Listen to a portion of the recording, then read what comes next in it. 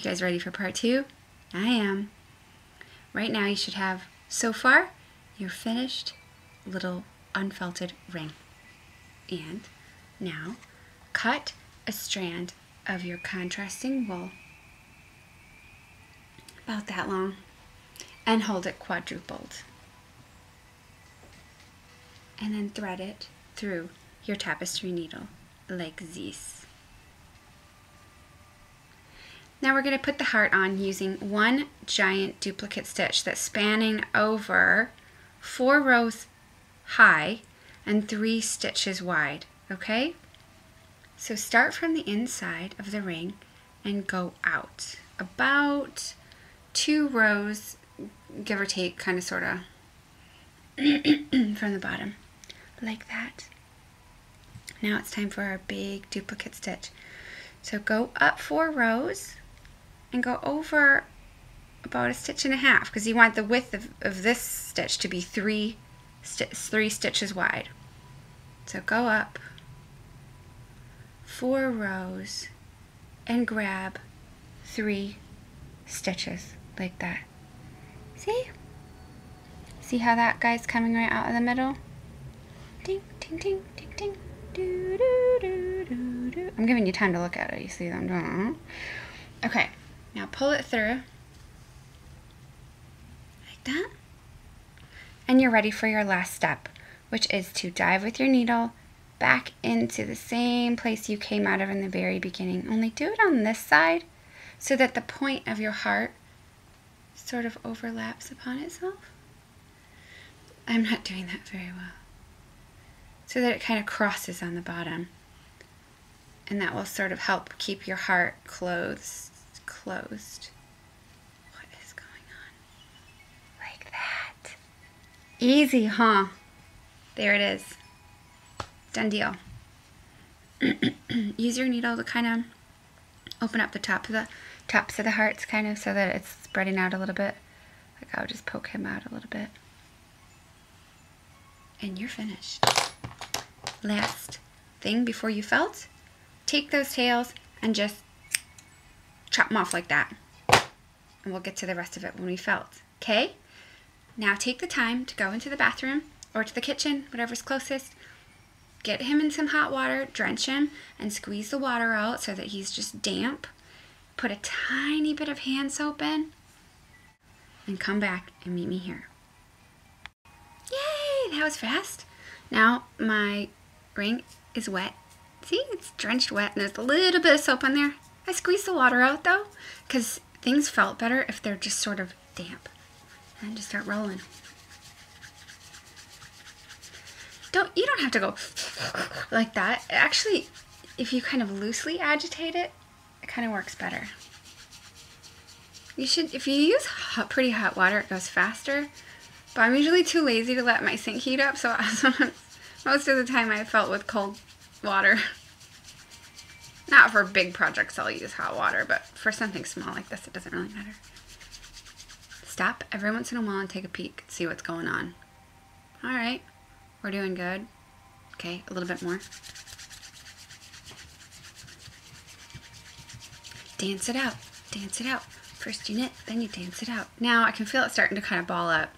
So I don't like those tails. This is the point where I kind of separate out my little taily whalies. It's starting to kind of turn to felt. It's already looking kind of good. So I separate out my tails like that. And this is the point where I just, sorry that was loud, snip them. Snip that guy, bam, like that, and snip him. And cut these tails to about 1 centimeter long.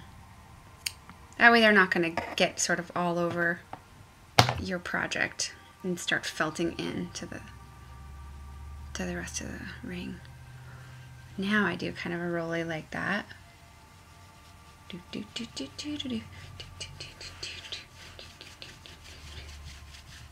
This is the exercise, you guys. This is how I work out. Some of them that I did, at this point, the heart went crazy and it was like, and then when I looked at it, it was like a circle. and it was a problem. Some of them worked out better than others. I don't know why that is. If yours looks terrible, you can, I've ripped out the heart and started over, you know, at this point. Or use your little scissors to like snip the edges of the heart and make it just right, because that material will kind of allow itself to be manipulated. Oh, yeah, we're doing something now. I don't know what it is. Keep checking. You don't want it to felt into some sort of weird... This one actually looks shorter, doesn't it? Look how good that turned out. What? I'm not even kidding you. That's like the best one I've ever done. A lot of times it doesn't even look like a heart at that point, and I have to get in there and go, excuse me, sir, you're supposed to look like this. And then I'll just cut along that and make it kind of heart-shaped a little bit.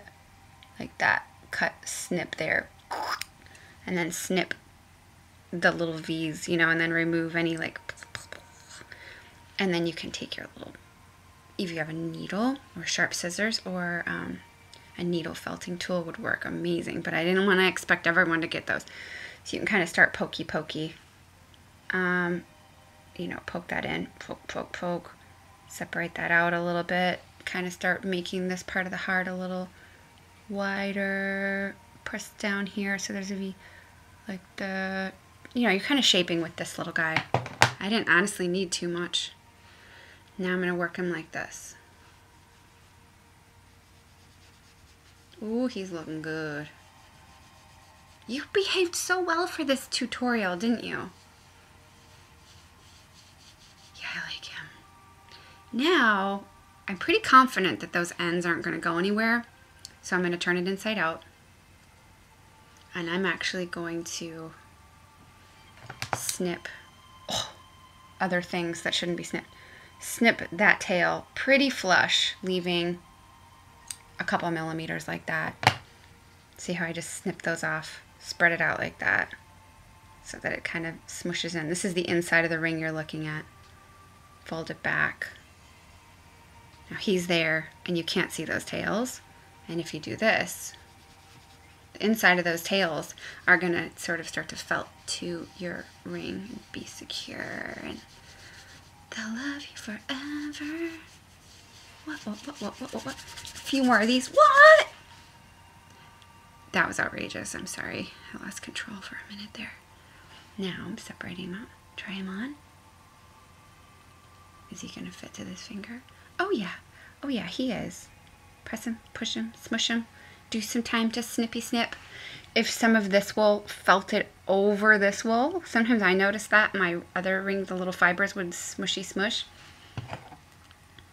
I realize I'm using the word smushy smush to mean things that it doesn't mean. But you can sort of set your scissors flush and snip that way to kind of get any excess color off. Oh my gosh, you guys, we're done. I know, I was a little stressed out at the beginning of this. I hope I wasn't going too fast because I was like, how are we going to get this all done? But we did, and it turned out so good. You guys happy? I'm totally happy. So now if you want to embroider, see, now what I've got that I would fix on this is I've got sort of this little heart side is a little smaller than that side. So I'm going to take my scissors and kind of like poke that part out a little bit, like mushy, mushy, mushy, mushy, mushy, mushy, mushy, press, press, shapey shape. Pretty happy with him, to be fair. Shapey, shapey, shapey, shape, shape, shape. Try him on. Make sure he looks okay. Press, press, press. And can I just go ahead and say, voila, you have a heartfelt ring. Okay, I know I get a little excited about this stuff, but I hope yours turned out. Thanks for knitting along with me, you guys. I hope you have lots of fun with these. Put your little letters on the back if you want. I must admit, I did these letters really, really quick before I did this video. I would probably take a little more time with them. So they looked a little better, but Tiny All Knits loves